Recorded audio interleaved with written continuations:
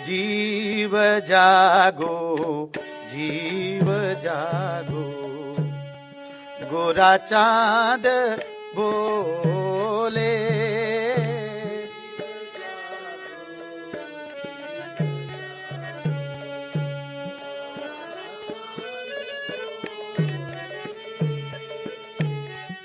कतो निंद्रा जाओ माया, पिशाचीर को ले। जाओ माया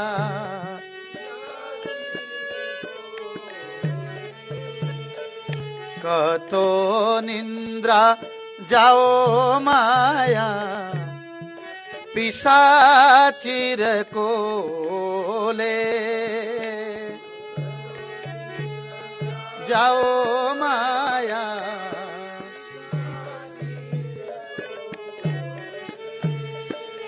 जीव जागो जीव जागो, गोरा चांद बोले।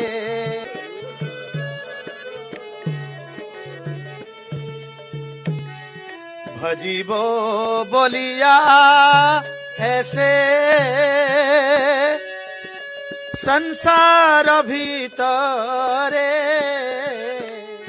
भजीबो बोलिया ऐसे, संसार भीतर। भूलिया रहिले तुमी अविद्यार भारे। भूलिया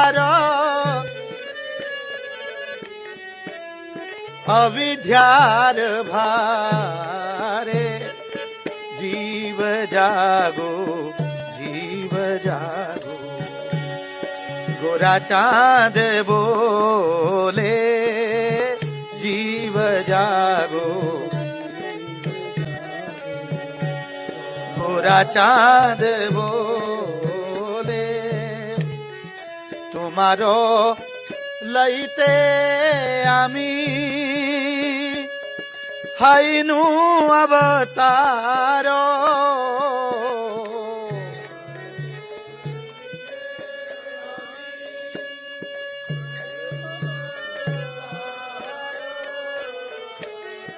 तुम्हारो लईते आमी हाइनु अवतारो।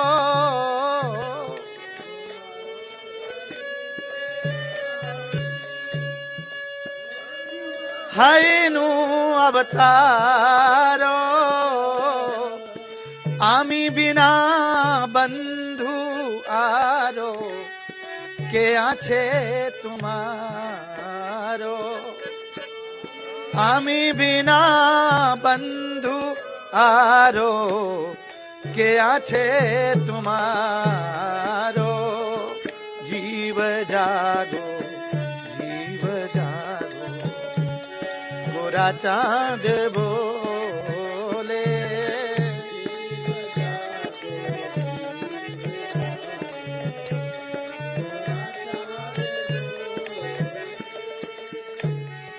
एने छी ओ सधी माया,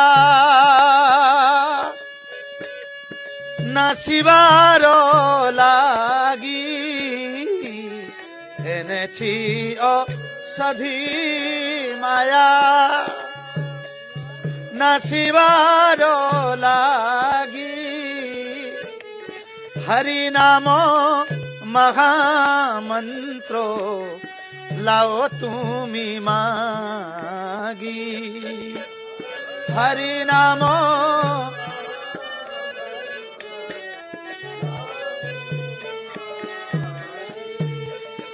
हरि नामो महामंत्रो, लाओ तुमी मागी।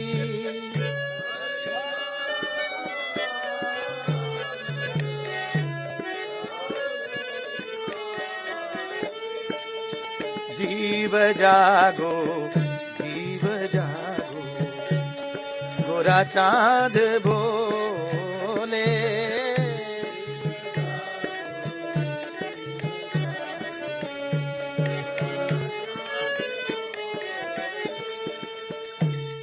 भक्ति विनोद प्रभु चरणे पड़िया। भक्ति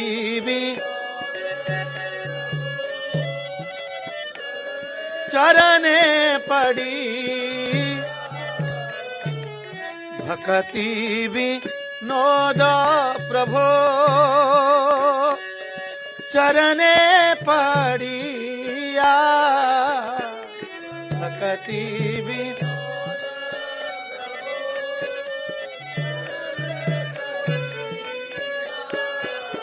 से हरि नामो मंत्रो लाइलो मागिया। से हरि नामो मंत्रो लाइलो मागिया। जीव जागो जीव जागो गोरा चांद बोले।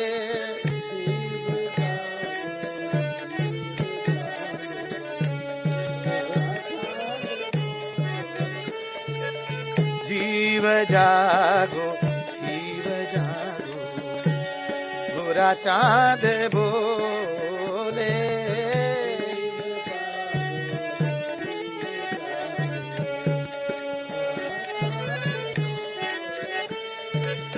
कतो निंद्रा जाओ माया पिशाचिर कोने। जाओ माया पिशाचिर कोने। हरे कृष्णा कृष्णा कृष्णा हरे हरे। हरे राम राम राम हरे हरे। हरे कृष्णा योगा भी हरि हरि बोल। हरे राम हरे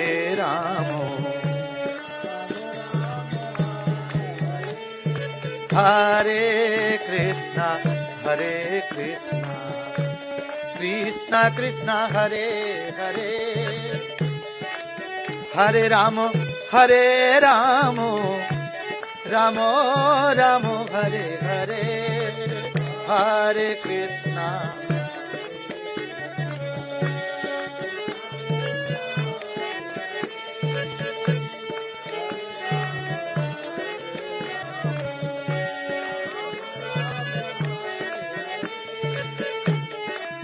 कृष्णा हरे कृष्णा कृष्णा कृष्णा हरे हरे। हरे राम राम राम हरे हरे।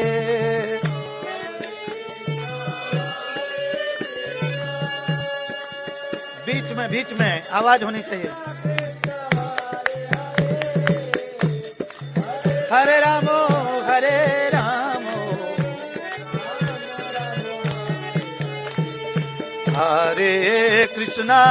हरे कृष्णा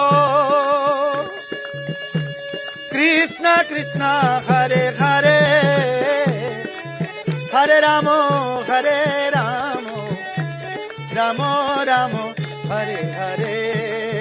हरे कृष्णा लगातार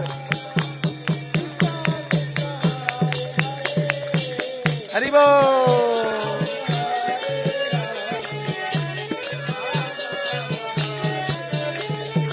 हरे कृष्णा कृष्णा कृष्णा हरे हरे। हरे राम राम राम हरे हरे।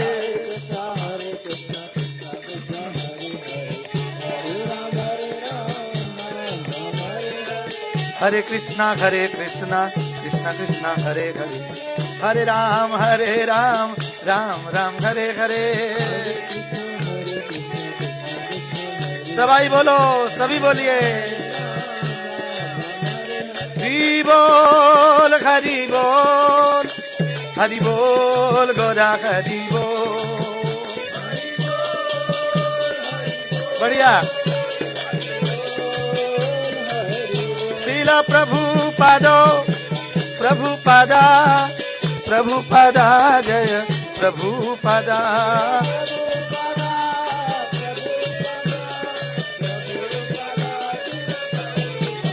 प्रभुपाद, प्रभुपाद, गुरुदेव, गुरुदेव, प्रभुपाद, प्रभुपाद, गुरुदेव, गुरुदेव। जय राधा पार्थ सारथी गौरानिताय, सीताराम लक्ष्मण हनुमान की जय।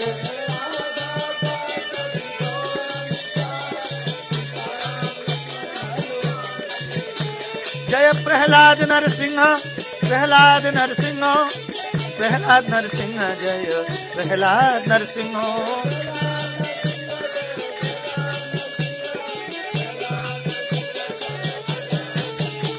जय तुलसी महारानी, जय भगवत गीता, तुलसी महारानी, जय भगवत गीता।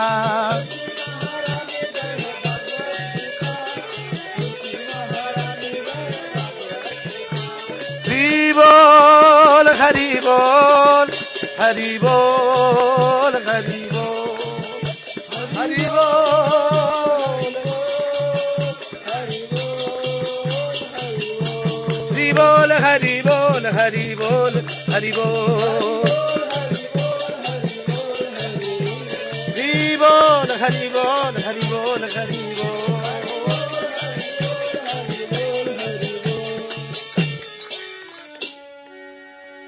जय ओम विष्णुपाद परमहंस परिव्रजकाचार्य अष्टोत्तर सत श्री श्री नित्य लीला प्रविष्ट अभय चरणार विंद भक्ति वेदांत स्वामी शील प्रभुपाद की, अनंत कोटि वैष्णव वृंद की, नामाचार्य शिल हरिदास ठाकुर की। बोलो ग्रंथराज श्री श्रीमद भगवद गीता यथारूप की, युग धर्म हरिनाम संकीर्तन यज्ञ की। बोलो आज के आनंद की, शिल भक्ति विनोद ठाकुर जी की। गौर प्रेमानंदे, सब भक्तों की जय जयकार हो, सब भक्तों की जय जयकार हो। श्री गुरु और गौरांग की जय जयकार हो। ओम नमो भगवते वासुदेवाय,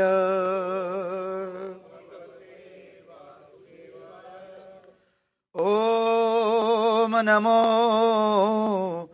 भगवते वासुदेवाय।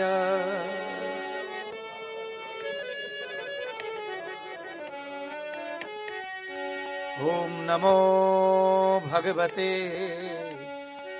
वासुदेवाय।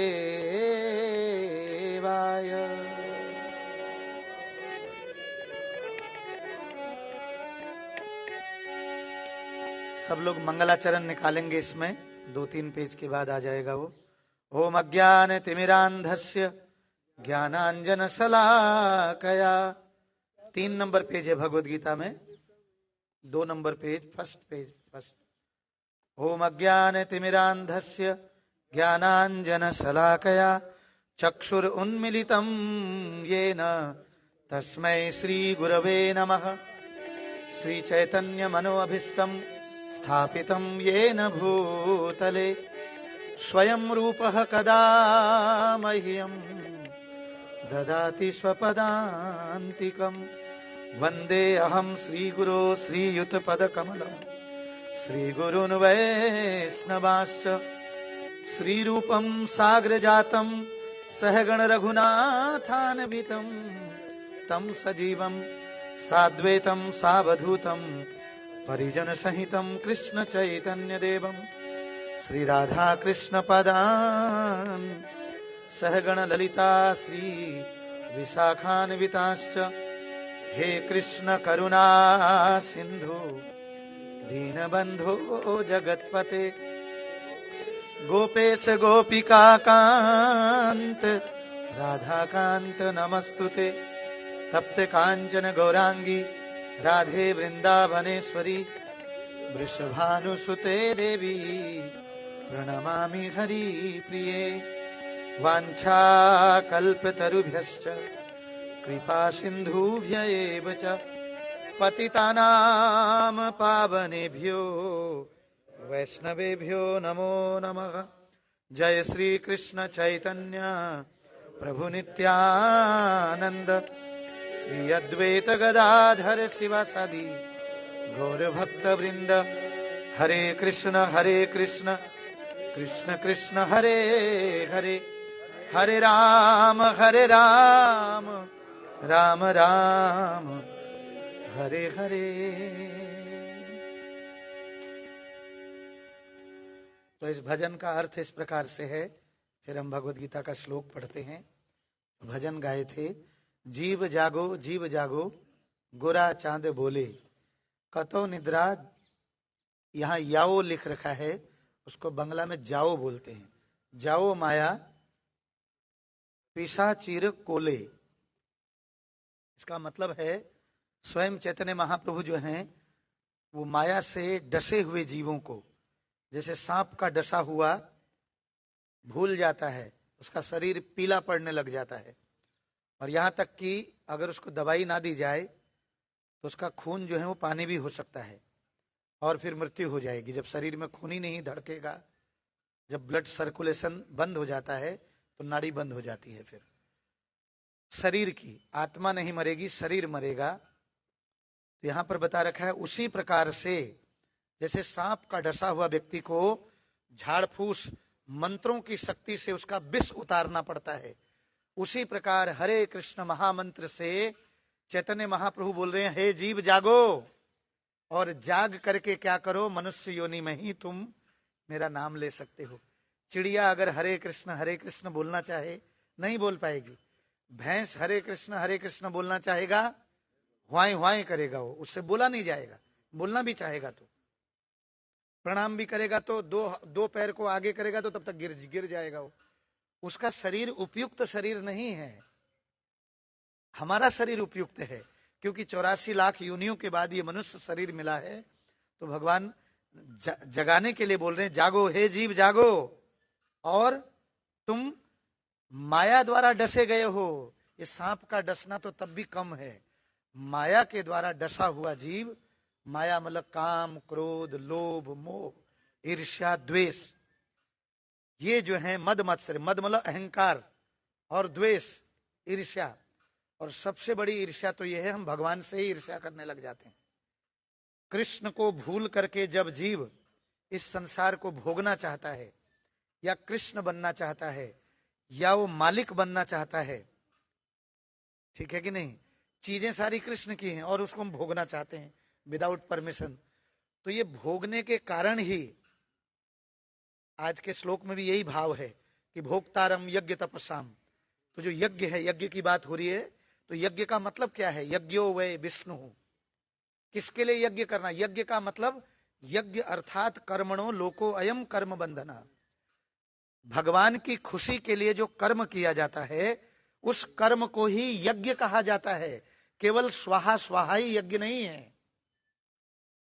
कि कोई बोले ओम वासुदेवाय नमः स्वाहा, ओम कृष्णाय नमः स्वाहा, इसी को उसमें पता चला वो सामग्री रहती है हवन सामग्री, स्वाहा स्वाहा, आम की लकड़ी चंदन की लकड़ी जल रही है, कपूर डाला गया, घी डाला गया है।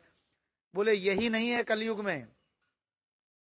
असली यज्ञ क्या है, जब आप अपने को रात को जल्दी सो के जल्दी उठा के कृष्ण का मंगल आरती, कृष्ण का दर्शन करने के लिए, तो कृष्ण माता पिता भी हैं, वो बड़े प्रसन्न होते हैं कि ये जीव अब मेरे धाम आने के लिए इसका प्रयास बहुत बढ़िया हो गया है, ये फिक्स माइंड हो गया, ये उठना ही उठना चाहता है, ये अपने शरीर के सुख को छोड़ दिया है। तो कृष्ण बहुत प्रसन्न होते हैं, वो परम सुख देते हैं उसको। एक दफे आप नहा लो, आपको जो आनंद आएगा ना वो मंगल आरती के बाद, 50 सालों में आपने स्विट्जरलैंड जाके, मंसूरी, गोवा, ऊटी जाकर के संसार को देख करके, यहाँ खान पान बजान और नाना चीजों को देख करके जो सुख नहीं लिया है, वो आधे घंटे में आपको फिर भी उसकी तुलना भारी रहेगी। इसको कहा गया तुल्याम लवे न पिन स्वर्गम न किम पुनर्भवाम। इसकी तुलना न तो स्वर्गलोक से सुख से की जा सकती है, न किसी अन्य चीज से, न संसार के किसी और चीज से। ये तो भैया वो उठने वाला बंदा ही जान सकता है। कुछ लोग सुन भी सकते हैं, क्या बोल रहे हैं ये, ऐसा तो कभी नहीं हुआ, समझ रहे हैं? तो एक दिन मंगल आरती उठ करके थोड़ा सा प्रयास करो, जरा आ जाओ मंदिर भक्तों के बीच में। जब वापस आओगे तो गौतम नगर के सारे वासी ऐसे लगेंगे इसको पकड़ के उठाऊं मैं। क्यों? क्योंकि आपको आनंद आ रहा है। ये ऐसा ही है ज्ञान। पता है कैसा है?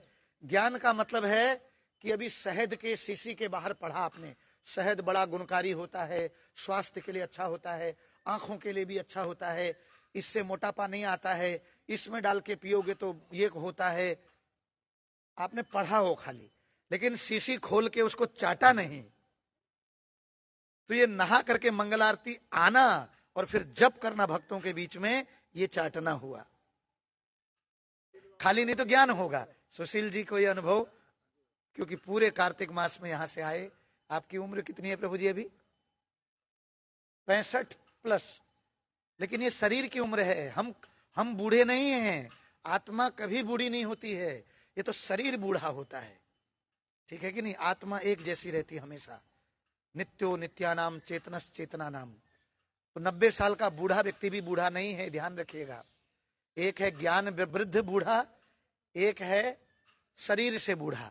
एक व्यक्ति 10 साल में भी भक्ति कर रहा है, माला कर रहा है, वो इसका मतलब पिछले जन्मों में सारे कर्म कर चुका है, वो दान दे चुका है, प्याऊ बाड़ी वाड़ी सब कुछ कर चुका है, तभी उसको 10 साल की उम्र में ही भक्त माता पिता मिल गए। वो पैदा होते ही हरे कृष्णा जप रहा है, मतलब पिछले जन्मों में कर चुका है वो। इस जन्म में और प्रयास करेगा तो और पास चला जाएगा। जैसे एक उदाहरण है ना, इस मार्ग में न तो हानि है और न ही कोई भय है। स्वल्पस्य अपयस्य त्रायते महतो भयात। थोड़ा सा भी कोई यदि प्रयास कर लेता है, जैसे समझ लो आपने पंजाई बाग जाना है और आप यहां से गए, आप जो है धौला कुआं में रुक गए, धौला कुआं रात हो गई, तो वो धौला कुआं तक जाना आपका व्यर्थ नहीं होगा। अगले दिन सवेरे उठ करके वहां से पंजाई बाग बहुत नजदीक है, उतना रास्ता बचे रहेगा। तो किसी ने कहा योगी अगर भजन करते करते या भक्त शरीर छोड़ दे तो उसका होता क्या है?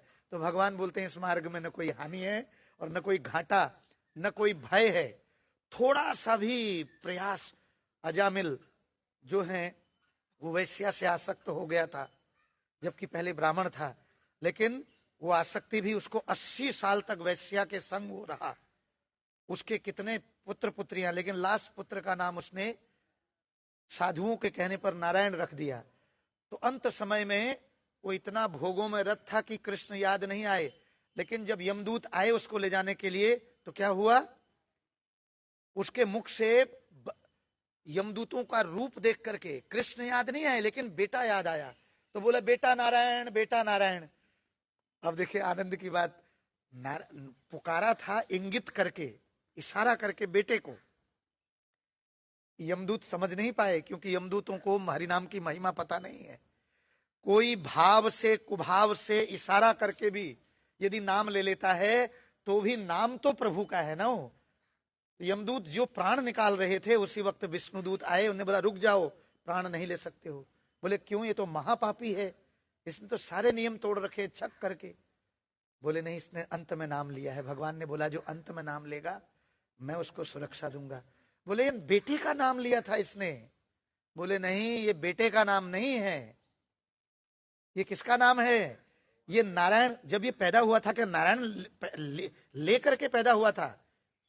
बेनाम पैदा हुआ था, 11वें दिन नामकरण हुआ था। तो ये नाम भगवान का है, नारायण, जो सभी जीवों का भरण पोषण करते हैं। तो 3 यमदूत आए थे, 4 शब्द बोले थे नारायण, तो 4 विष्णुदूत आगे बचाने के लिए। बताओ, बेटे को पुकारते हुए भी भगवान का नाम लिया, तो इतनी बड़ी सुरक्षा इस संसार में ये जीवन बीमा देगा? जीते जी तो मिलने वाला है नहीं। बोले जब पहले मर जाओ फिर बच्चों को मिलेगा 5 लाख 10 लाख रुपए, वो भी बड़ा मुश्किल से, वो समय निकलना चाहिए तब देगा। नाना जगह इधर जाओगे उधर जाओगे, वो धक्के खाओगे तब मिलता है वो। ऐसा बीमा, इस जीवन में भी सुख। मैं आज सवेरे ही सोच रहा था, मैंने कहा यहाँ हम लोगों के लिए बचा क्या है, क्योंकि इतना ज्ञान तो है कि संसार से निकलना है, प्रयास में कमी हो सकती है हमारे, बाकी निकल चुके हैं, निकले हुए हैं। क्यों? यहां भी आनंद है, शरीर छूटेगा उसके बाद भी आनंद है, तो घाटा ही नहीं। यहाँ बिजनेस कभी डाउन होता ही नहीं है, यहाँ ये चिंता ही नहीं कि खाना कैसे मिलेगा, क्योंकि पता है अजगर करे न चाकरी, पंछी करे ना काम, वो कहीं से भी देंगे, केवल तुमने नाम लेना। तुम अपना काम करो, भगवान बोलते हैं मैं अपना काम करूंगा, मैं प्रोवाइड करूंगा। कहां से करूंगा, ये मेरा काम है। अगर जब तुम मेरा काम सोचने लग जाओगे ना, यही विडंबना है। हम अपना जो मुझे दे रखी सेवा कि तू नाम जब, सवेरे जल्दी उठ, कथा सुन, भक्तों का संग कर, वो हम नहीं करते हैं। भगवान कैसे करेंगे व्यवस्था? वाह, कितनी बड़ी दुविधा है। इससे बड़ा दुर्भाग्य क्या है हमारा? हम उनके काम को खुद पकड़ रहे हैं। भगवान बोलते हैं मरो, फिर खुद ही करो, जाओ करके देख लो। 50 साल में आंखें निकल जाती हैं, न घर बन पाता है। एक कार भी लो तो उसमें इंश्योरेंस, वो क्या बोलते हैं, वो इंस्टॉलमेंट ही बची रह जाती हैं। और जब तक घर अपने नाम होता है तब तक पुत्र पुत्रियां बैठे रहते हैं, कब ये बूढ़ा जाए और हम इसको जो है डिपार्टमेंट की तरह बेच दें और फटाफट अपना अपना हिस्सा नापें। कहां प्रेम है? ये तो समझ में आने लगता है 40-50 साल में, किसी किसी को बड़ी जल्दी समझ में आ जाता है। समझ लो यहां जूते पड़े, जब तक नहीं खाओगे जगत की लात। यहां आपके घर वाले जब आपका तिरस्कार कर रहे हैं, वेरी वेरी गुड, विशेष कृपा हो रही है, क्योंकि उन्हीं से तो ज्यादा प्रेम रहता है।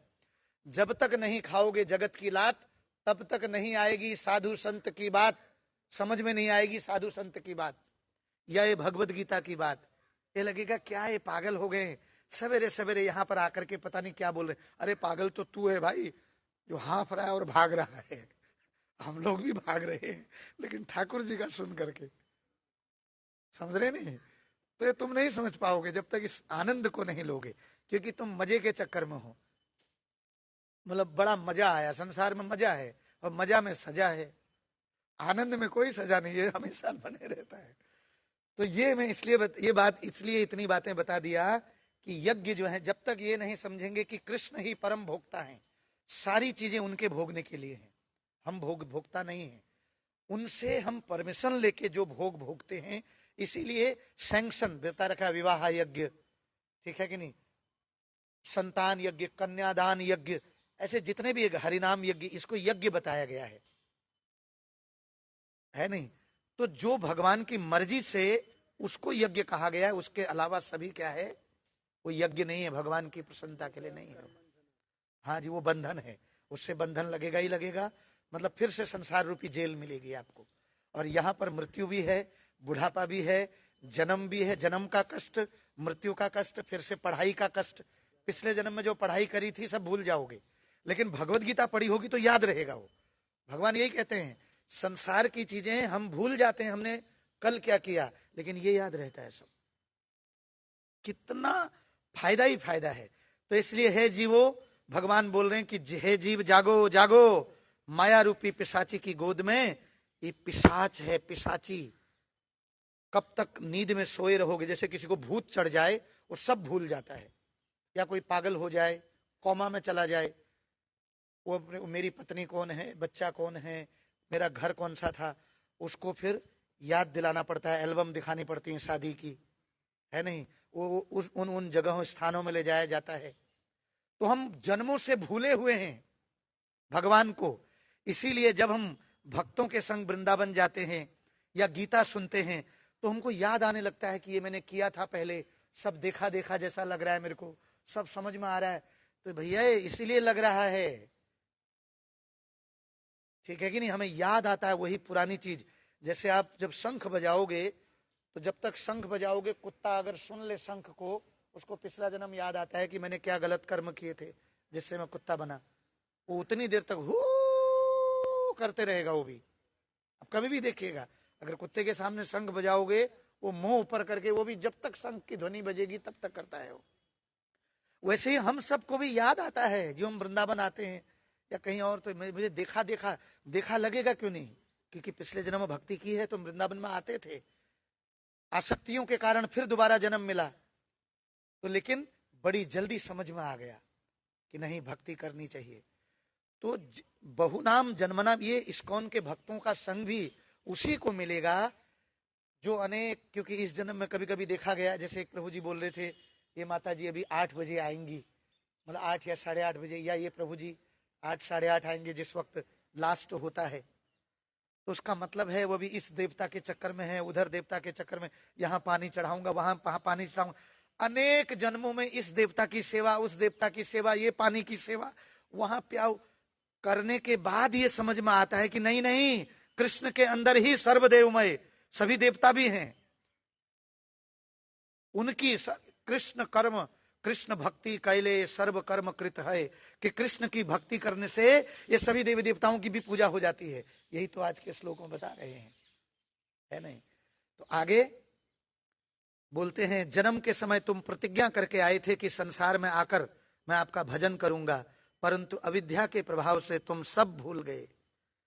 जब हम लोग उल्टे होते हैं, अल्ट्रासाउंड करिए, माँ के गर्भ में सिर नीचे पैर ऊपर, तो उसमें क्या होता है आप सोचिए, किसी को सर नीचे कर दिया जाए, वो भी मलमूत्र, अंदर मलमूत्र की थैली के अंदर बदबू, कृमि, छोटे छोटे कीड़े भी होते हैं, छोटे छोटे, वो काटते हैं शरीर को कोमल कोमल। माँ अगर खट्टा तीखा गोलगप्पे खाएगी, वो भी शरीर में लगेगा। तो त्राण, वो जो प्रार्थना करता है, मुझे बाहर निकालो प्रभु, मुझे बाहर निकालो, और हाथ जोड़ते हुए बच्चा बाहर आता है। कभी भी माताओं से पूछ लो, बहुत कम लोग होंगे जो उल्टे पैदा होंगे, मतलब पैर से पहले पैदा होते हैं, बहुत कम लोग। तो हाथ जोड़ते हुए बाहर आता है बच्चा, और जब बच्चा हाथ जोड़ते हुए बाहर आता है, क्या प्रार्थना करते हुए, ज्यों ही बाहर जाऊंगा प्रभु मुझे निकालो इस दलदल से, मैं उल्टा लटका हुआ हूं, ज्यों ही बाहर जाऊंगा आपका भजन करूंगा। लेकिन भजन कहाँ होता है? माता पिता बोलते हैं, ओ ले ले ले ले ले, ये तेरे दादा, ये तेरी दादी, ये तेरी पड़नानी, ये तेरी फूफा की फूफी, ये तेरी चचेरी बहन। वो बोलता है, वो कहाँ कहाँ कहाँ आ गया, कहाँ आ गया, उसको फुफेरी से क्या मतलब? वो रोता है, कहाँ कहाँ कहाँ आ गया मैं, किस बिहड़ स्थान में, नए माता पिता, नई जगह, नई फूफी, नई फूफा। वो पुराने जन्म में अपने बच्चों को छोड़ के आया, वो मर के शरीर, चलो उसको ठीक है कि नहीं, अब यहाँ उसको डेली बताया जाएगा, ये तेरे पापा, ये तेरी फूफी, ये तेरी फूफा, ये तेरे पापा। अब वो डेली देख देख करके 10 साल में फिर हाँ यही मेरे पापा है, अब उसको ये मेरे पापा है, ये मेरी पापी है, मेरी है। सब कितने जन्मों में हम ये रिश्ते नाते, तूने कई रिश्ते, कई नाते, कई मोह के जाल बिछाए हैं, तू उलझ गया इस उलझन में, इस उलझन से बाहर ना आ सका, दुनिया भी तेरी बन ना सकी और भगवान को अपना बना न सका, तेरा लोक गया परलोक गया, तू मनुष्य शरीर भी पा न सका, दुनिया भी तेरी बन ना सकी, भगवान को अपना बना न सका। ये मैं अपने 35 सालों के भजन का अनुभव बता रहा हूं। ये जरूरी नहीं कि कहीं पर लिखा भी होगा कुछ चीज, वो लिखा होगा लेकिन कहां कहां होगा वो सब वहां से मोती, वहां से मोती चुन करके बता रहा हूं अपना अनुभव के हिसाब से। इसीलिए क्लास सुनना जरूरी है। खाली किताब खरीद करके अगर कोई सुन लेता ना, समझ जाता, तो फिर यानी कि बच्चे लोग घर में ही स्कूल पढ़ लेते। जिस टीचर ने उस बुक को पढ़ रखा है, फिर उसकी मास्टरी हासिल की है, वो पढ़ाता है, फिर उसको लगता है आहा इतना आसान, वही श्लोक अंदर घुस जाता है, नहीं तो लगेगा क्या बोल रखा है, ऊपर ही ऊपर उड़ेगा।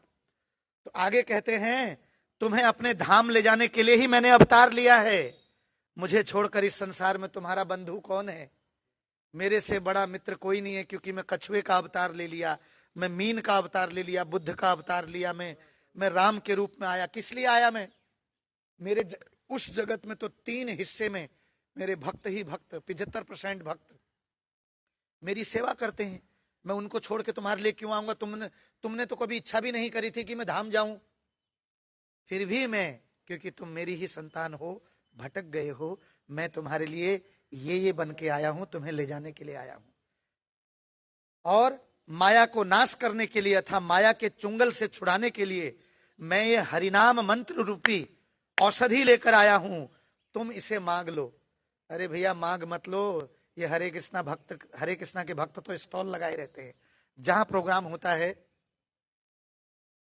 जहां प्रोग्राम होता है ना, जहां भी वहां स्टॉल लगाए रखते हैं हम लोग, जहां माला होती है, किताब होती है, ये होती है, वो होता है सब।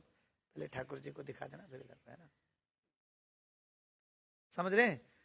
तो हरे कृष्णा के भक्त तो ये सारी चीजें जो हैं लाए रहते हैं, वो मांग लो भी नहीं, हम बोलते हैं ले लो, फ्री में ले लो, हम अपने पैसे लगा के तुमको दे रहे हैं, है कि नहीं? जैसे प्रभु जी बोलते रहते हैं।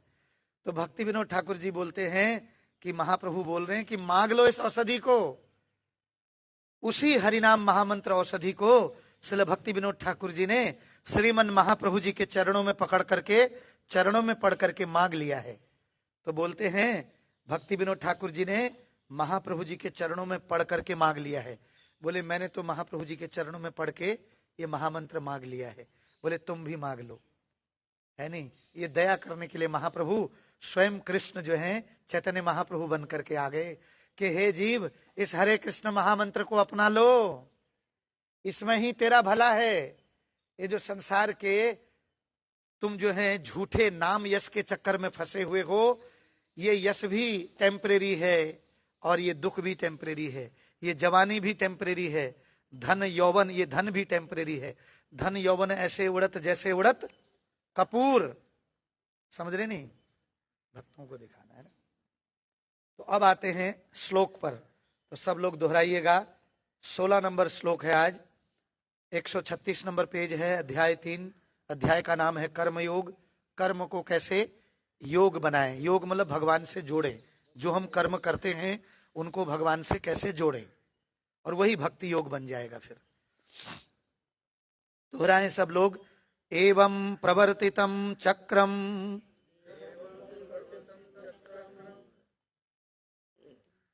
ना अनुवर्तयति यः अघायुर इंद्रियारामो मोघम पार्थ सजीवति। एवं प्रवर्तितं चक्रम ना अनुवर्तयति यः अघायुर इंद्रियारामो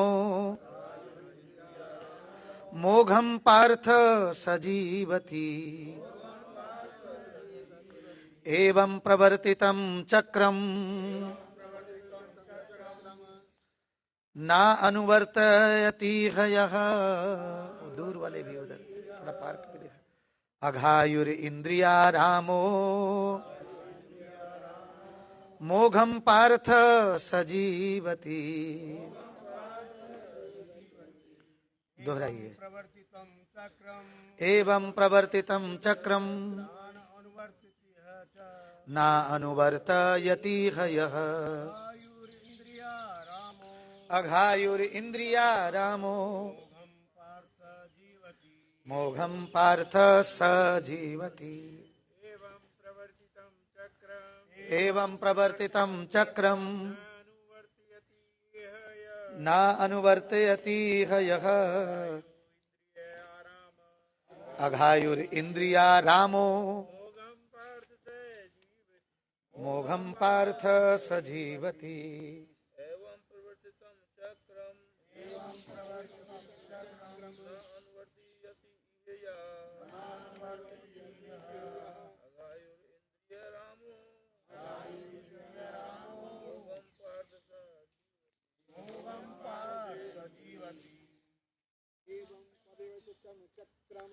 एवं प्रवर्तितं चक्रम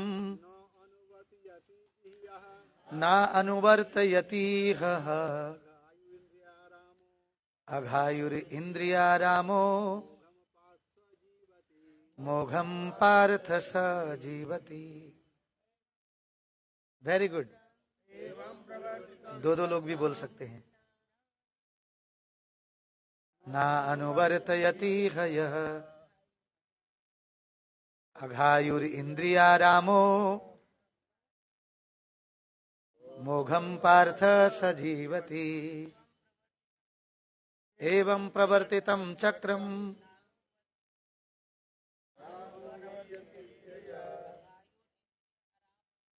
अघायुर इंद्रियारामो मोघम पार्थ सजीवति। ठीक है जी, शब्दार्थ करेंगे।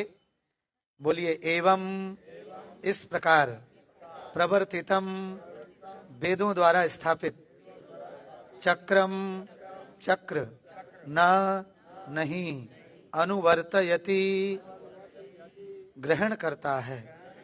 इह इस जीवन में यह जो अघ आयु पाप पूर्ण जीवन है जिसका इंद्रिय आराम इंद्रिया आसक्त मोघम वृथा पार्थ हे प्रथापुत्र अर्जुन सह वह जीवती जीवित रहता है।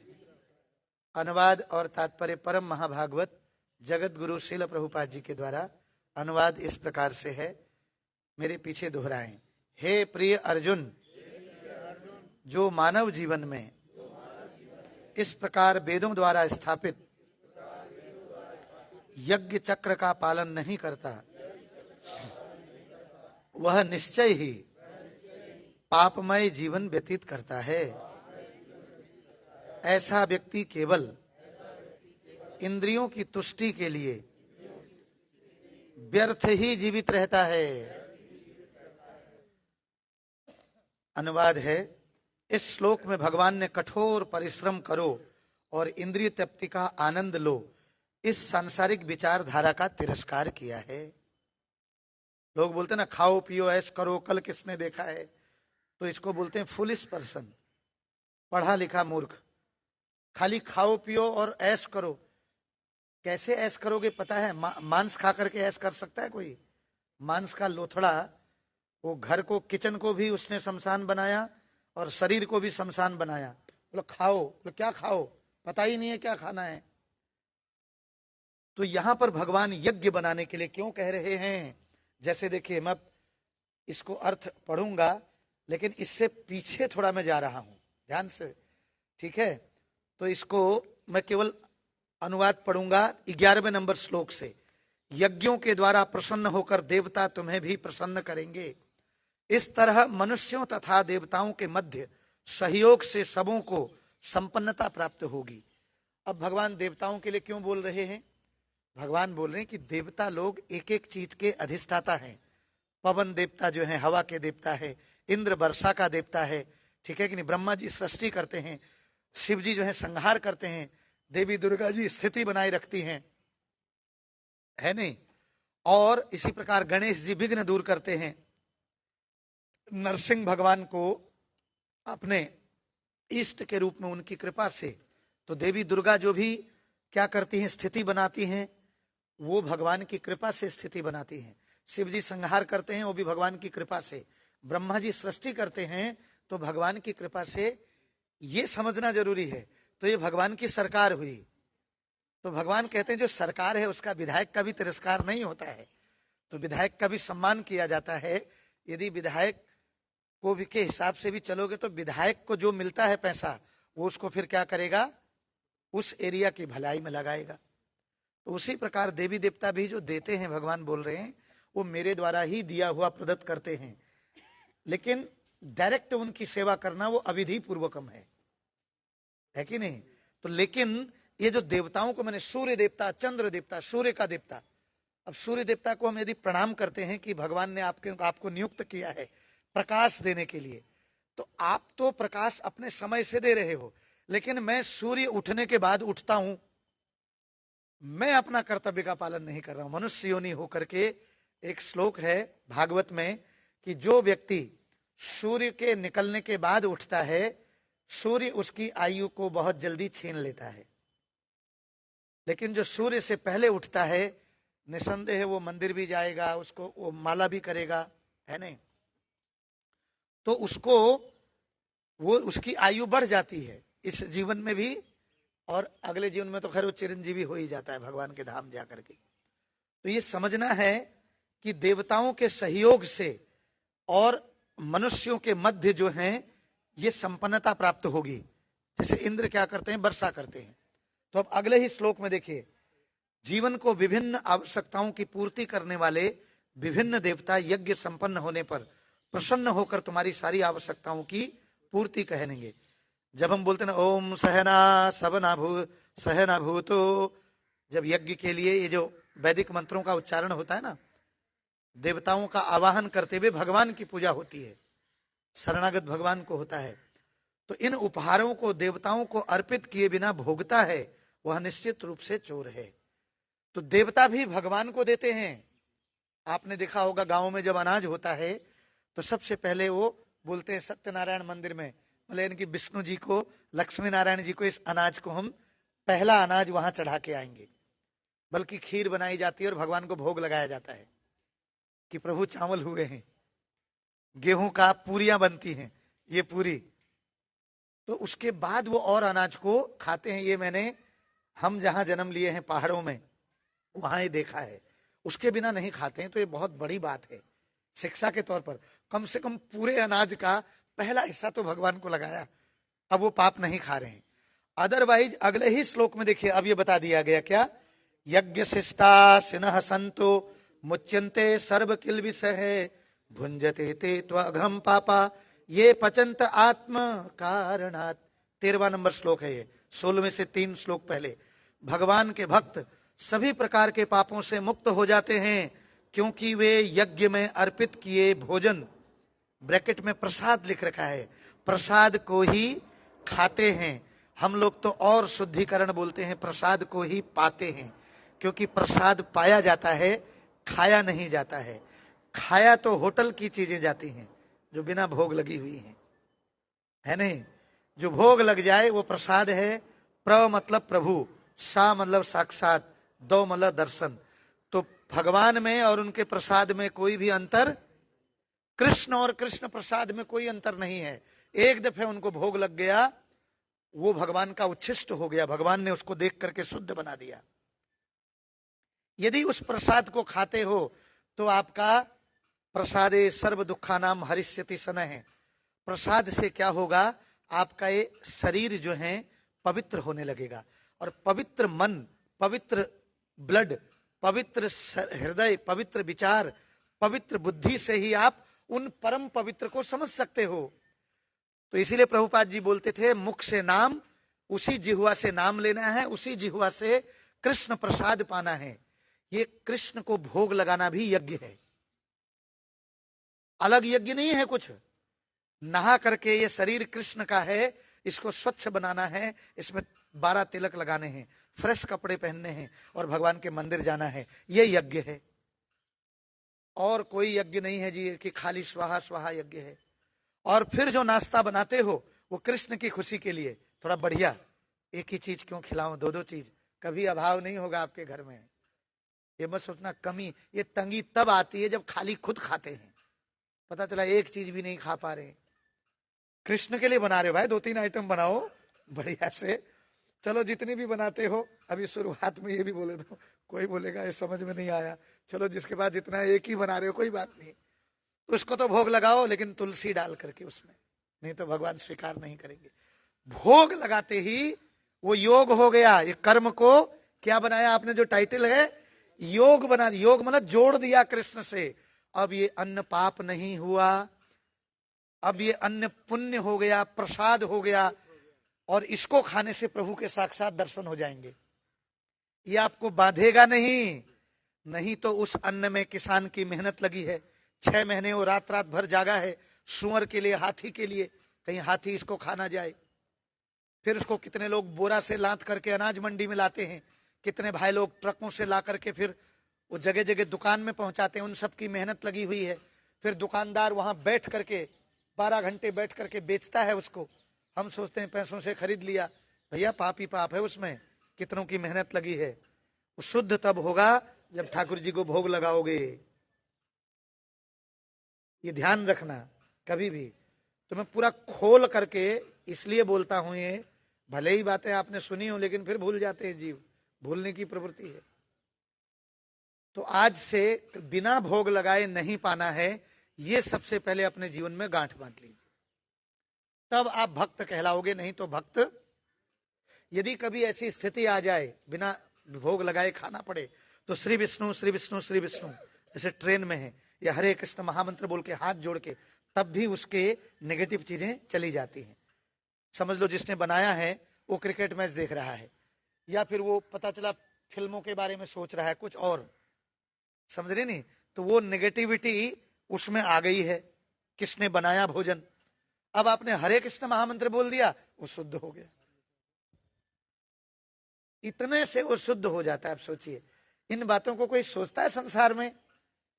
पहले तो मीट खा रहे हैं कि मुझे शुद्ध शाकाहारी बनना चाहिए, वही नहीं सोचता है। फिर इसमें भी किसी ने ये बात किसी के कान में पड़ जाए, नए व्यक्ति के, बोले क्या कह रहे हैं ये कि बिना प्याज लहसुन का उसको भगवान को भोग लगाओ, बताओ हरे कृष्ण महामंत्र बोलो, समझ नहीं आया मेरे। भैया भारतवासी को समझ आ जाएगा, भारतवासी को कम से कम ये सिंपल बातें समझ में आ जाएंगी। तो देखिए ध्यान से सुनिएगा कि बोलते हैं भोजन मतलब प्रसाद को ही खाते हैं। अन्य लोग जो अपने इंद्रिय सुख के लिए भोजन बनाते हैं वे निश्चित रूप से पाप खाते हैं। बता रखा जो केवल अपनी सेंसेज, अपनी इंद्रियों को खुश करने के लिए बनाते हैं, उन्होंने योग नहीं किया, उन्होंने भगवान के चक्र का पालन नहीं किया। यहां पर चक्र भी एक शब्द आया है, समझ रहे नहीं? तो चक्र का मतलब क्या है? आपने देखा होगा कभी कभी कहीं कहीं पर लोग क्या करते हैं, ये प्रसाद पाने से पहले पानी के 3 दफे ऐसे ऐसे करके ऐसे छींटे डालते हैं। ये चक्र है, ये संसार चक्र कहते हैं एक को, और दूसरा चक्र है जो चक्रपति हैं, चक्रपाणी हैं भगवान, उनको भोग लगा देने से इस चक्र से बच जाते हैं, जन्म मृत्यु के चक्र से हम। अन्यथा इस चक्र में फंस जाते हैं, जन्म मृत्यु जरा व्याधि के चक्र में, और वो पाप भी हो गया, योग भी नहीं हुआ वो। अब सोचिए कितनी बड़ी बात बता दी है। और अगले श्लोक में, 14वें श्लोक में, सारे प्राणी अन्न पर आश्रित हैं, जो वर्षा से उत्पन्न होता है। अन्न कैसे उत्पन्न होता है बताओ? बिना वर्षा के नहीं होगा। वर्षा यज्ञ संपन्न करने से होती है। अब यज्ञ क्या बता रखा है आपको? जब आप इस कलयुग के लिए सैंक्शन्ड कर रखा है, क्या? हरे कृष्ण महामंत्र यज्ञ सैंक्शन कर रखा है, और बताया गया है इस कलयुग के लिए क्या कि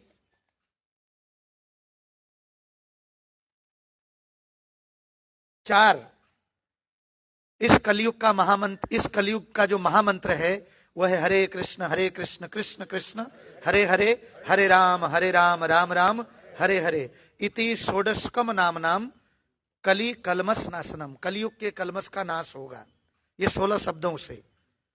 नतः परतर उपाय थे, अन्य कोई उपाय नहीं है। हे नारद, मैंने सभी वेदों को पढ़ करके छान करके देख लिया है। ब्रह्मा जी नारद जी को बता रहे हैं सबसे सरल उपाय क्या है, नारद जी ने पूछा था। तो लेकिन याद रखना, अलग अलग युग में अलग अलग संस्तुति है। इस कलयुग में लोगों की उम्र 100 वर्ष है, पापों के कारण 60-70 साल बची है, इसलिए सरल विधि, नाम चिंत नाम भज नाम कर सार, कलयुगे माझे धर्म नहीं आर। नाम का ही चिंतन करना है, नाम ही खाना है, नाम ही सोना है। मतलब सोते सोते हरे कृष्ण कृष्ण कृष्ण हरे हरे, हरे राम राम राम हरे हरे।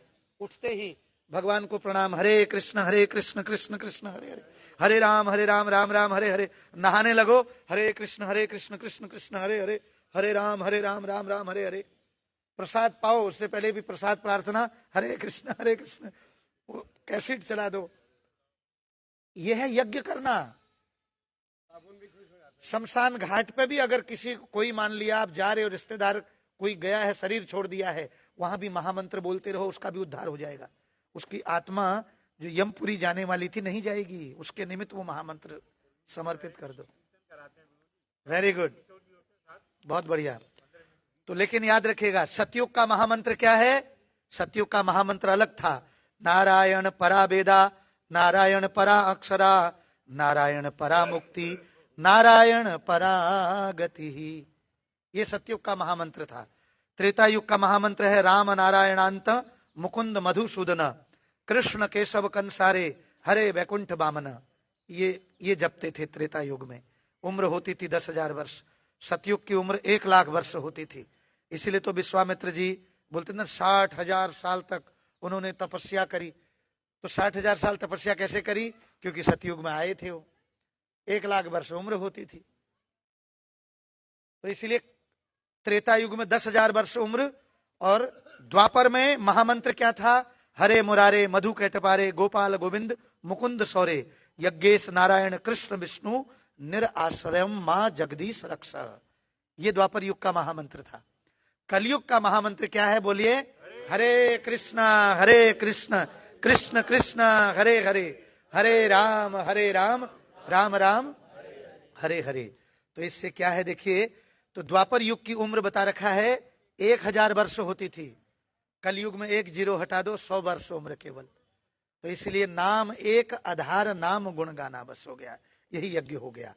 तो बताया गया है वर्षा यज्ञ करने से होती है। जब ये महामंत्र हम सारे प्राणी महामंत्र जपें तो रात को बता रखा है रात को वर्षा होगी, जितनी जरूरत है उतनी होगी। देवता खुश हो जाएंगे क्योंकि ये भगवान का सेवक बन रहा है, हमारे मालिक का सेवक बन रहा है, हमारे मालिक का कहना मान रहा है। तो देवता खुश हो गए। यही उनके और हमारे बीच में मध्यता है। जब देव इंद्र प्रसन्न रहेंगे कि ये तो बड़ा अच्छा भक्ति कर रहा है, सारे प्राणी अच्छे से भक्ति कर रहे हैं, तो रात को बारिश होगी।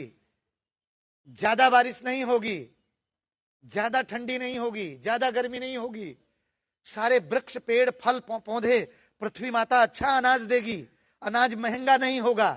गाय इतना दूध देंगी कि पूछो मत। ये अलग से अमूल का डब्बा नहीं बनाना पड़ेगा, अमूल स्प्रे डब्बा, नकली दूध सब, समझ रहे हैं? क्योंकि यज्ञ नहीं कर रहे सारे लोग, विकास विकास विकास की बात कर रहे हैं हम। असली विकास है जीवात्मा को कृष्ण भक्ति सिखाना, उसे याद दिलाना तुम कृष्ण के हो भाई, तुम पंजाबी नहीं हो, तुम गुप्ता गुप्ताइन नहीं हो, तुम ये गौतम नगर के भी नहीं हो, तुम कृष्ण के हो, तुम भगवान के हो। पहले उनको भूल करके इस जगत में आ गए हो, इसलिए इतने सारे प्रपंच हो चुके हैं, ये इतने सारे कष्ट पा चुके हो। अब दोबारा रिवाइव कृष्णा कॉन्शियसनेस, इसको फिर से जोड़ो अपने आप को। ये योग होना ही युक्त आहार विहारस युक्त कर्मण चेष्टसु, इसको जोड़ दो, हर चीज को भगवान से जोड़ दो।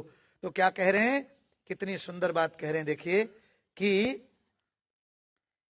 इस प्रकार से जब यज्ञ करोगे, जब देवता भी प्रसन्न होने लग जाएंगे कि देखो ये तो बड़े अच्छे से इस कलयुग के धर्म का पालन कर रहा है, तो देवता अच्छी वर्षा करेंगे, अच्छी धूप देंगे, पवन देवता अच्छी हवा देंगे, तूफान नहीं आएंगे, अर्थक्वेक नहीं होंगे, भूकंप नहीं आएंगे, संसार ही स्वर्ग बन जाएगा। ये नहीं बना है, उसका कारण है देवता रुष्ट हैं कि ये हमारे भगवान का कहना नहीं मानता है, प्रताड़ित करो, समझ रहे? तो इसीलिए बता रखा है। और यज्ञ नियत कर्मों से उत्पन्न होते हैं। नियत का मतलब जो हमारे लिए निर्धारित कर्म बता रखे हैं। और निर्धारित कर्म क्या है हमारे लिए? यद करोसि यदस्नासि यज्जुहोसि ददासि यद तपस्वसि कौन्तेय तद कुरुष्व मद अर्पणम।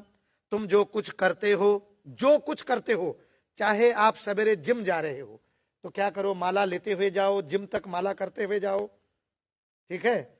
ये शरीर कृष्ण का है, अब ठीक है, इसको सुडौल बनाने के लिए जा रहे हो और वहां पर भी आप जिम करते करते हरे कृष्णा बोलते रहो, वापस आओ, फिर खाली समय में कार में फिर हरे कृष्ण महामंत्र बोलते रहो। तो ये क्या है, आपका वो जिम जाना भी सफल हुआ, आपका नौकरी गए अर्थ उपार्जन के लिए, ठीक है कि नहीं? तो इसमें भी बंधन है। लेकिन यदि महामंत्र बोलते हुए गए और उस अर्थ को ला करके उस अर्थ से भगवान की सेवा किए, तो वो अर्थ भी क्या हो गया, नियत कर्म हो गए। तो देवता प्रसन्न हो गए, तो वर्षा हुई, अच्छा अनाज हुआ, ठीक है कि नहीं? अब आगे क्या बोल रहे हैं, वेदों में नियत कर्मों का विधान है, नियमित अनियमित, एक होता है इररेगुलेटिव, एक होता है रेगुलेटिव, समझ रहे नहीं? अनियमित और नियमित।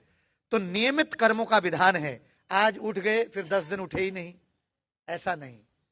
आज माला कर ली फिर 10 दिन करी नहीं। नियमित भैया, हर दिन कार्तिक मास है हमारे लिए, हर दिन क्या है?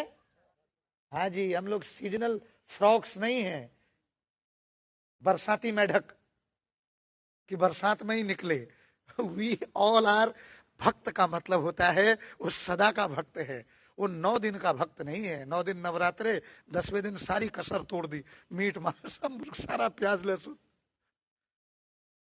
हम लोग नियमित भक्त, नियमित बनना है, ये विधान है।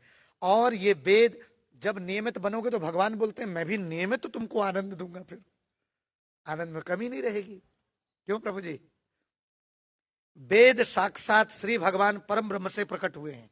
कभी कभी कुछ लोग बोलते हैं वेद ही बड़े हैं, गलत। वेदों को, वेद का अर्थ है ज्ञान, और ज्ञान का अंतिम लक्ष्य क्या है? श्री कृष्ण की प्राप्ति, श्री कृष्ण का दर्शन, श्री कृष्ण का गुणगान सुनना, नाम रूप गुण लीलाओं का वो करना, और वो भक्तों के माध्यम से सफल होता है। तो इसीलिए हरि इस संसार में दुर्लभ नहीं है। किसी को हरि के जन मिल गए, यदि प्रभु के भक्त मिल गए तो उसका जीवन सफल हो जाएगा। वो भी ऐसे भक्त जो खुद वासुदेव की भक्ति करते हों, जो खुद हरि नाम जपते हों, खुद भागवत पढ़ते हों, खुद मंगल आरती उठते हों, खुद जीवन का लक्ष्य कृष्ण प्राप्ति हो। ऐसे भक्तों का संग सुदुर्लभ है, सुदुर्लभ, अत्यंत दुर्लभ। ऐसे भक्तों के मुख से कथा सुनने से ये सारी की सारी गुत्थियां क्या हो जाती हैं? सुलझ जाती हैं। एक दफे क्या हुआ, इस कथा की महिमा में, सत्संग की महिमा में, विश्वामित्र जी और वशिष्ठ मुनि, विश्वामित्र जी तपस्वी हैं और वशिष्ठ मुनि क्या हैं? वो जो है भक्त हैं, वो भक्ति करते हैं, ब्रह्म ऋषि हैं। तो इन दोनों के बीच थोड़ा वार्तालाप हुआ कि बोले भाई सत्संग बड़ा है कि सत्संग का फल, यानी कि सत्संग बड़ा है कि तपस्या बड़ी है? तो इनने बोल दिया सत्संग बड़ा है, बोले तपस्या बड़ी है कि नहीं? तो ऐसे ही वाद विवाद चल रहा था। तो इन्होंने बोला चलो ब्रह्मा जी के पास चलते हैं, फिर वो बताएंगे हमारा हल, हमारे पिता भी हैं, ठीक है ना, और सृष्टि के पहले जीव। तो ब्रह्मा जी के पास गए। ब्रह्मा जी ने कहा देखो मैं सृष्टि के उसमें व्यस्त हूं, कार्य में, आप जो है ना विष्णु जी के पास में जाओ, ठीक है। तो भगवान विष्णु के पास गए, बोले तपस्या बड़ी है कि सत्संग बड़ा है? तो वो बोलते हैं देखो, उन्होंने बोला मैं तपस्या बड़ा बताऊंगा तो ये नाराज हो जाएंगे ठीक है नहीं विश्वामित्र जी, और अगर मैं क्या बोलते हैं सत्संग बड़ा बताऊंगा तो ये नाराज हो जाए, मतलब वो नाराज हो जाएंगे। तो इसलिए उन्होंने शिव जी बोले कि शिव जी के पास जाओ तुम, वो परम वैष्णव है, वो तुमको बताएंगे। चलो विष्णु जी की आज्ञा हुई, शिव जी के पास गए। शिव जी ने बोला देखो मैं इस पचड़े में नहीं पड़ता हूं, आप जो हैं शिव जी समझदार हैं, वैष्णव है ना। तो उन्होंने बोल दिया ऐसा करो शेषनाग जी से पूछ लो आप। चलो जी शेषनाग जी के पास में गए। जब शेषनाग जी के पास में गए तो क्या हुआ, वहां पर जाके ये दोनों जो हैं बोले, शेषनाग जी ने पूछा क्यों आना हुआ? वशिष्ठ जी ने बताया हमारा फैसला कीजिए कि तपस्या बड़ी है, तप बड़ा है कि सत्संग बड़ा है? विश्वामित्र जी कहते हैं कि तप बड़ा है और मैं कहता हूं ये सत्संग बड़ा है। तो शेषनाग जी ने कहा देखो ऐसा है, मैं तुम्हारा उत्तर तो बता देता, लेकिन थोड़ा ना ये जो मेरे सर पे भार है, किसका? पृथ्वी का। मैं पृथ्वी को टिकाए हुए हूं, थोड़ी देर इसको कोई पकड़ ले आप में से, तो फिर मैं शांति से इसका उत्तर बताऊंगा, ठीक है, फैसला कर दूंगा। तो तपस्या में अहंकार होता है। विश्वामित्र जी तपस्वी थे, उन्होंने तुरंत अहंकार में भरकर कहा शेष जी से पृथ्वी को मुझे दीजिए, मैं पकड़ता हूं इसको। विश्वामित्र जी ने पृथ्वी को अपने सिर पर ले लिया, लेकिन सिर पर लेते हुआ क्या, पृथ्वी नीचे को जाने लगी, एकदम भार सहन नहीं कर पाए। तो इनको तपस्या का बड़ा अहंकार था, इनने बोला मैंने पूरे जीवन में जो तपस्या करी है उसका फल लग करके पृथ्वी अपनी जगह टिकी रहे। ऐसा नहीं हुआ, पृथ्वी जी नीचे की ओर जा रही थी। क्या हुआ, शेषनाग जी बोले अरे विश्वामित्र जी पृथ्वी नीचे जा रही है, रसातल को जा रही है। तो पृथ्वी नहीं रुकी, उन्होंने अपना सारा तपस्या का वो फल दिया, नहीं हुआ फिर भी। ये देखकर वशिष्ठ जी ने कहा मैं अपनी आधी घड़ी का सत्संग देता हूं, केवल आधा घंटे, पूरे जीवन का नहीं। तो इतना बोलते ही पृथ्वी माता रुक गई, वहीं पर रुक गई इमीडिएट, समझ रहे हैं। अब शेषनाग जी ने पृथ्वी को अपने सिर पे ले लिया और उनको कहने लगे आप जाइए। तो विश्वामित्र जी कहने लगे लेकिन हमारी बात का फैसला तो नहीं हुआ। अब शेषनाग जी बोलते हैं भाई फैसला यही तो है, फैसला हो चुका है। आपके पूरे जीवन की तपस्या भी पृथ्वी को अपनी जगह रोक, लेकिन इन्होंने आधा घंटे का सत्संग दे दिया, केवल आधा घंटे का, पृथ्वी वहीं रुक गई। सोचो अगर पूरे जीवन का सत्संग देते तो पृथ्वी उड़ने लगती। समझ रहे हैं? तो फैसला तो यहीं पर हो गया।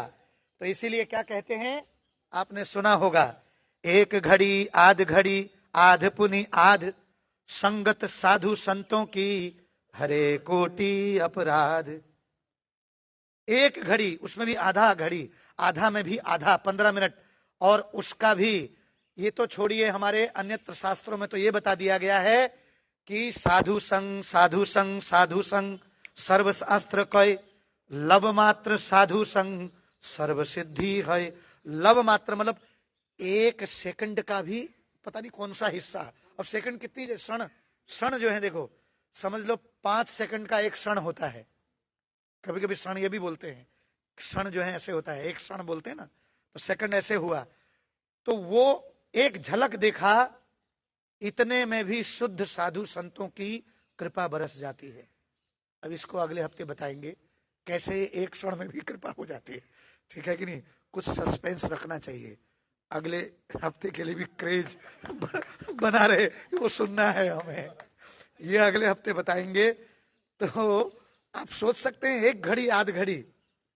तो इसीलिए अब आज के श्लोक में क्या बोल रहे हैं, देखिए आज के श्लोक में बोल रहे हैं कि हे प्रिय अर्जुन, जो मानव जीवन में इस प्रकार वेदों द्वारा स्थापित यज्ञ चक्र का पालन नहीं करता, वो निश्चय ही पापमय जीवन व्यतीत करता है। ऐसा व्यक्ति केवल इंद्रियों की तुष्टि के लिए व्यर्थ ही जीवित रहता है। अब जो लोग भगवत गीता के हिसाब से, भागवत के हिसाब से और वेदों के हिसाब से जीवन नहीं बिताते हैं, अब पहले तो पढ़नी पड़ेगी भगवत गीता, पढ़ने के साथ साथ ऐसे सुननी पड़ेगी, समझनी पड़ेगी। जैसे हम स्कूल जाते हैं, कॉलेज जाते हैं, किस लिए? केवल ज्ञान अर्जन के लिए। आजकल तो वो ज्ञान अर्जन भी कमाई के लिए हो गया, बस मुझे कहीं नौकरी मिले। किसी को पूछो भाई पढ़ने के लिए क्यों जा रहे हो, अंततः यही, रुपया ही। किसी को बोलो भाई, जैसे अक्सर लक्ष्य होता है ना, आईएएस अफसर बनना, जज बनना, प्रधानमंत्री बनना, एक्टर बनना, क्रिकेटर बनना, तो उसको बोलो तुमको जज तो बनाया जाएगा लेकिन पैसा एक भी नहीं मिलेगा। बोलेगा भाड़ में गया ऐसा जज। समझ रहे मेरी बात को? तो पढ़ने का लक्ष्य हुआ जज बनना, लेकिन जज बनने का भी लक्ष्य क्या है? ज्यादा पैसा मिलेगा, नौकर चाकर बंगला मिलेगा, अंत में लक्ष्य वही है। समझ रहे नहीं? लेकिन ये भौतिक पढ़ाई का लक्ष्य ये है, जितनी भी डिग्रियां हासिल कर रहे हो आप, लेकिन आध्यात्मिक पढ़ाई का लक्ष्य क्या है? कि योग को प्राप्त करना, सारे अपने कर्मों को भगवान से जोड़ देना। इस चक्र का पालन करोगे तो आप संसार चक्र से बच जाओगे। नहीं तो यहां पर जो चक्र की बात कही गई है, इस प्रकार से सृष्टि चक्र की स्थापना हुई है। बता रखा है एवं प्रवर्तितम चक्रम, अर्थात इस प्रकार से सृष्टि चक्र की स्थापना हुई। तो हम चर्चा कर चुके हैं कि मनुष्य जिस भोजन को खाता है उसकी उत्पत्ति के अंतिम कारण श्री कृष्ण है, और श्री कृष्ण की प्रसन्नता इस बात पर है कि मनुष्य उस भोजन को श्री कृष्ण को अर्पित करे। इस प्रकार यह चक्र पूर्ण हुआ। वो भोजन कृष्ण ने दिया है, जब उसको हम भोग लगाएंगे, कृष्ण को खिलाएंगे, बाद में उनका झूठन प्रसाद रूप में पाएंगे, तो ये चक्र पूर्ण हुआ। और यदि अपनी तुष्टि के लिए हम खाएंगे, उसमें भी नाना प्रकार की अंडम मटनम चिकनम प्याज लहसुनम, ठीक है कि नहीं, तो फिर क्या हुआ? फिर तो पाप ही पाप है। इसीलिए अगले जन्म में कुत्ता बनना पड़ेगा, बिल्ली बनना पड़ेगा, शेर बनना पड़ेगा, गिद्ध बनना पड़ेगा। हमें पता ही नहीं कि हम कितने बड़ी दुर्गति को प्राप्त होने वाले हैं। जो मेरे मन आए सोई में करना, ये सब नहीं चलेगा। फिलॉसफी खाओ पियो ऐश करो, कल किसने देखा है, स्वर्ग नरक सब यही है, ऐसा नहीं है। यहां भी है, यहां भी दंड है, और अगले जन्म में तो दंड है ही। फिर कुत्ता बिल्ली पेड़ बन गए, अभी पेड़ 1000 वर्ष जीता है, ठीक है कि नहीं? धूप गर्मी बरसात सब सहन कर रहा है, क्या फायदा बताओ? लेकिन ये पेड़ के बड़े भाग्य इस पीपल वृक्ष के, ठीक है कि नहीं, जिसके नीचे भगवत गीता पढ़ी जा रही है, वो सुन रहे हैं। गारंटेड है इनको पीपल योनि से मुक्त मिल जाएगी। इनको भक्त योनि में एक तो भक्ति मिलेगी, मनुष्य शरीर मिलेगा, और फिर ये मनुष्य शरीर, आप सोचिए हम लोग कितने जन्मों में पेड़ बने होंगे, कुत्ता बिल्ली बने होंगे। अब ये आपको, आपका शरीर इस शरीर से भी उपयुक्त है, क्योंकि पीपल भक्ति नहीं कर पाएगा, आप भक्ति कर सकते हो। तो इसलिए अहोभागी हम सब जो हैं, नष्ट नहीं होता है, फिर भी तो शरीर छोड़ना पड़ेगा उनको, तब जाके मनुष्य बनेंगे ना, समझ रहे हैं? तो पेड़ी थोड़ी बने रहना है, मनुष्य बन करके भगवान का भक्ति डेवलप करके यहां से पार होना है। पेड़ नहीं बनना है यहाँ पर, चाहे आप ये क्या बोलते हैं, इसके पेड़ हो, ये आंवले के पेड़ क्यों ना हो, हाँ तुलसी के बन गए तो कोई बात नहीं, फिर ठीक है कि नहीं, वृक्ष वृक्ष ही है, फिर भी उसमें कष्ट है, समझ रहे हैं? तो इसीलिए बता रखा है कि ऐसा व्यक्ति केवल इंद्रियों की तुष्टि के लिए व्यर्थ ही जीवित रहता है। तो क्या हो गया, इस प्रकार से जो है जितने भी, जैसे यहां पर बता रखा देवी देवताओं को अलग अलग डिपार्टमेंट दे रखा है, तो सारे के सारे देवी देवता को जो डिपार्टमेंट है वो सर्वदेवमय, कृष्ण के जब विराट रूप भगवान दिखाते हैं तो उसमें सभी देवी देवता भी उनके शरीर के अंदर समावित हैं। तो अलग से देवी देवताओं की पूजा करने की जरूरत नहीं है। जब कृष्ण ने भगवत गीता में क्या कह रखा है, यत करोसी यदस्नासी यज्जुहोसी ददासियत, तुम जो कुछ करते हो, जो कुछ खाते हो, जो कुछ पीते हो, जो कुछ यज्ञ करते हो, जो कुछ तपस्या करते हो, वो मेरे लिए करो, तो फिर ये यज्ञ बन जाता है। बस यही यज्ञ है। इसके विपरीत सब का सब जो है वो यज्ञ नहीं है, वो पाप पूर्ण चक्र है, और उसमें बंधन है, उसमें अलग अलग योनियां हैं, और उसमें कष्ट है। इतनी सी बात जो है इन श्लोकों से समझा रखी है। तो मैं आशा करता हूं कि आप लोगों के एकदम माइंड में ये सब चीज अच्छे से घुसी होगी। 8-15 आपने बोला था, 8-15 हुए हैं, ठीक है प्रभु जी। तो कृपा करके वो जो मैंने भजन गाया था उसका अर्थ थोड़ा सा और बचा है, उससे पहले किसी का कोई प्रश्न है तो पूछ सकते हैं। इस विषय संबंधी किसी का कोई बीच में जिज्ञासा जागी हो तो जी।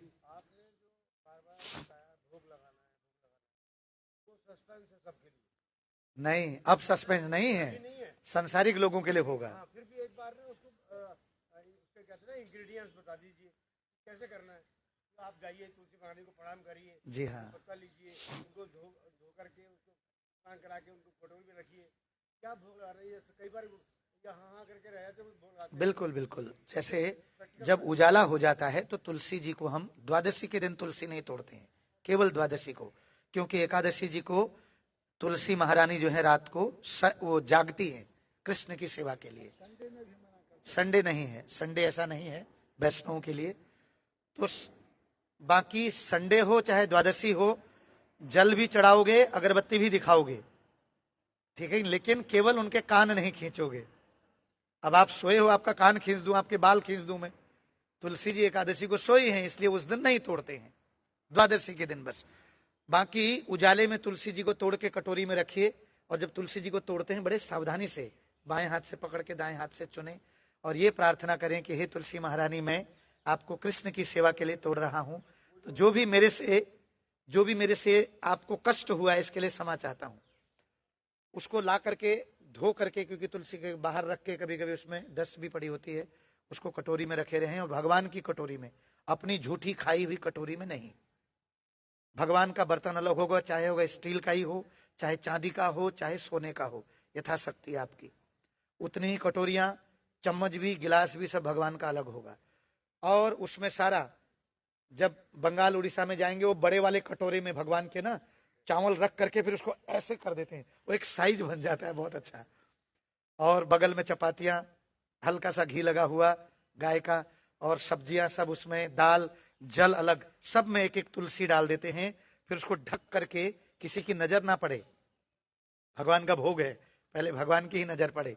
और यदि बनाने वाले के थोड़ा सा कभी वो टेस्ट करना चाहे कि कम ज्यादा हुआ है, तो बड़े ध्यान से सतर्क होकर के कि जो थोड़ा टेस्ट कर रहा है उसको तुरंत कुल्ला करके वो कर दे, अंदर ना ले। और या फिर खुशबू से उसको अगर ये हो रहा है कि उसका राल अंदर चली गई तो फिर भगवान को भोग नहीं लगेगा। इसलिए राल भी आ रही तो उसको थूक के आओ पहले बाहर, ये भोग का एक स्टैंडर्ड है